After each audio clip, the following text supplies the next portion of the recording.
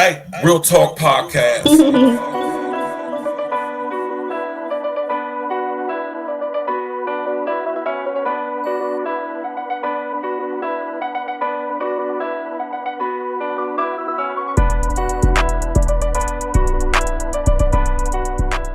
Yeah. What up?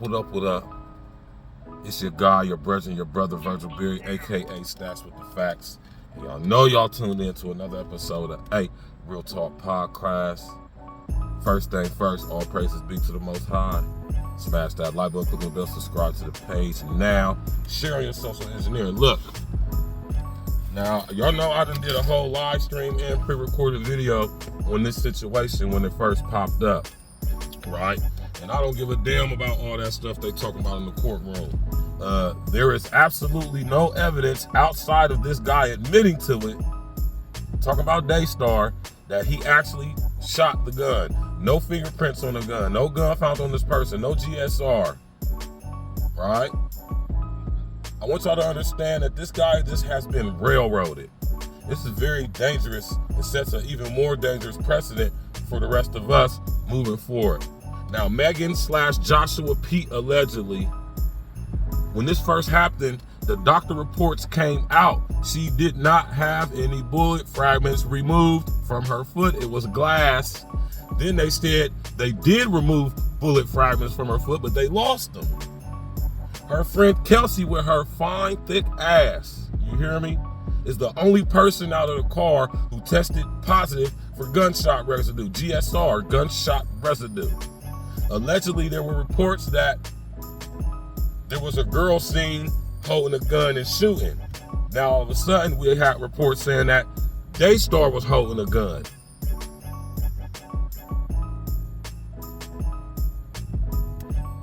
Right?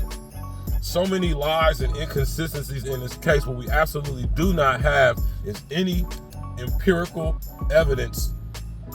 I'm talking about hardcore evidence outside of him saying it was his gun. We don't have any evidence that corroborates he did it. His fingerprints wasn't found on any of the guns that they found. It's tested negative for GSR. So how did he shoot a gun? Once more, was it really bullet fragments pulled out her feet and they lost, or was it glass? Once again, even if she was grazed or a ricocheted shell went into her foot, you ain't gonna be walking after getting shot point blank range in your foot, whether it's direct or a ricochet. You're not gonna be walking after that. Not a 40 cal. Do y'all know how big a 40 caliber bullet is? Have y'all seen what they do to flesh? I have. I'll tell you right now, you ain't walking after getting hit with no 40 in the foot. It's not happening, right? She said that Daystar shot through the glass. So you mean to tell me this guy got out the outside of the car, jumped up on the runner, and pointed, come on, man. I mean, do y'all really believe this, man? Now, I'm not telling you that you should or shouldn't believe it. It's up to you. What I'm saying is, look at the circumstantial evidence and then look at the tape again and look at what you actually saw. See, what they do is, through repetition, is they paint these scenarios and make you believe that you're seeing something you actually didn't see. Since they repeat enough, he did it. Reports of people saying they seen him with a gun when it first happened. There were no reports of him being seen even outside of the car. To our knowledge, he didn't get out the car till the police pulled everybody out the car or radio for everybody to get out the car. He get out the car, he ain't got no shoes on, ain't got no shirts on. Have you ever seen somebody get shot before? I have. Specifically in the foot. Have you ever seen anybody get shot in the foot and just walk away? I haven't, and I've seen three people get shot in the foot, point blank range. Let me tell you something, you ain't walking. One with a .357, one with a .45, 1911 World War II edition and a 40 cal. And I'm telling you right now, even if you was to get grazed, even if it was a ricochet, even if the bullet hit the floor, split it up and a piece went in your foot, you're not walking after that. That's all I'm saying, man. So now this sets a dangerous precedent going forward, because now you can be deemed guilty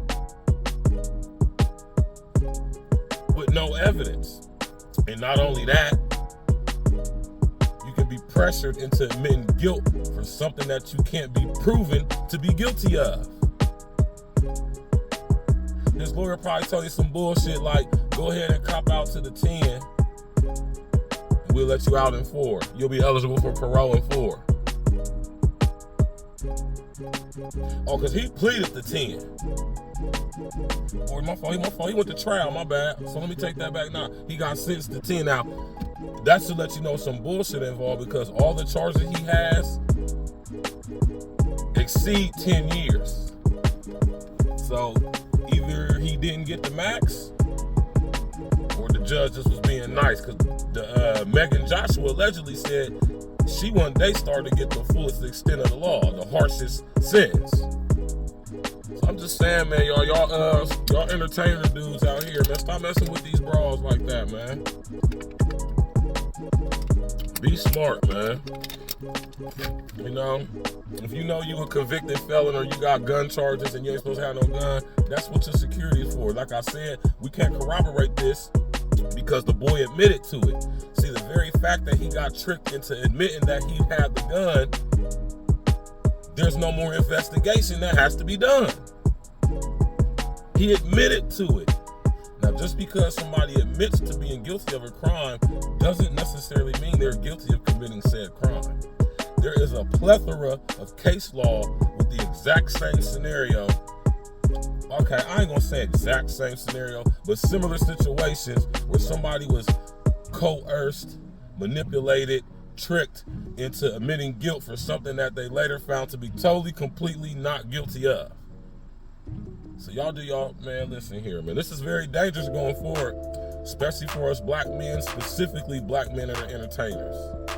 Smash that like button, click on the bell, subscribe to the page, man.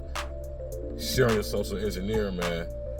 Hey, man, check yourself before you wreck yourself. Shout out to Q. Hey.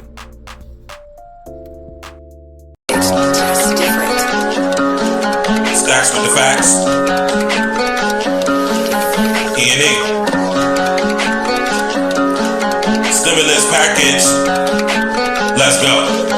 I'm from that nutty north. Agla Green, Cleveland, Ave, number streets. Windsor Terrace, Short North. On my north side, just ride with me.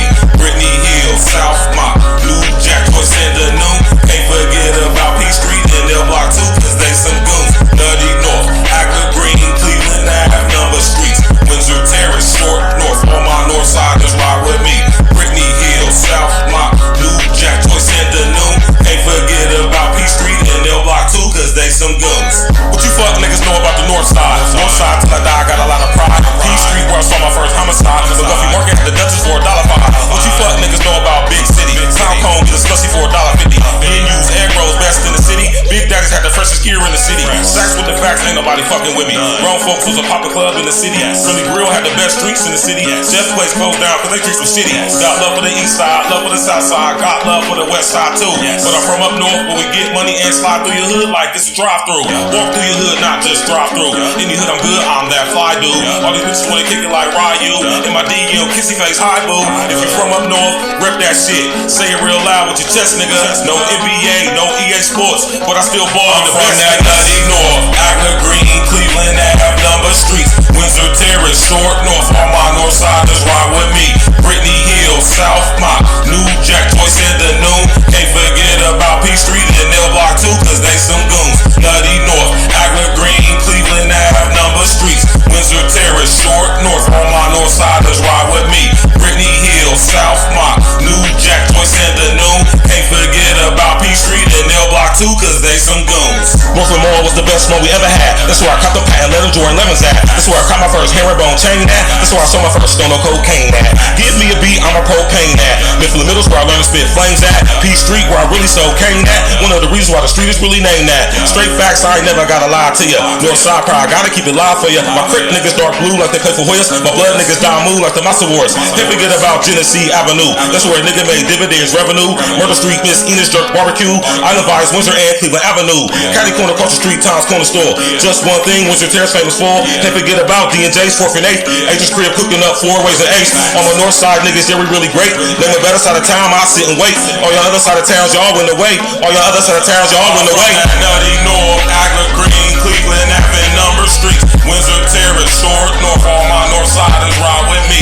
Brittany Hill, South Mott, New Jack, Joyce, and Danoon. Can't forget about P Street and L Block 2, cause they some goons. Nutty North, Agler Green, Cleveland Avenue, Number Streets, Windsor Terrace, Short North. All my north siders ride with me. Brittany Hill, South Mott, New Jack, Joyce, and Danoon. Can't forget about P Street and L Block 2, cause they some goons.